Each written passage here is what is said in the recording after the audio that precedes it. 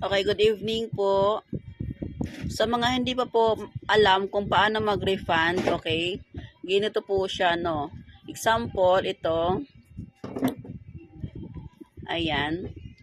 Ito, kunya nag-load tayo ng ng ganito, ISOR 15. Okay, di ba? Mag-reply naman si TPC niyan. Ayan. Na-load daw siya. Ingay, Pauline. So, ito, ISOR 15, na-load siya. Ang trace number, kunin po natin yan. Ayan, itong trace number. Ayan, 4853-50330. So, balik tayo doon sa 8724.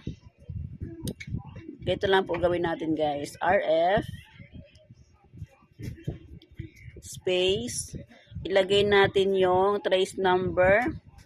Kunyari, ano ba yun? Limutan ko ng number na yon. Kunyari ito 45 53 50 888. Anya kunyari ganyan. I-send mo na siya sa 8724, guys, no. Basta kung anong trace number doon sa niload nyo, yun po ang ilalagay nyo diyan.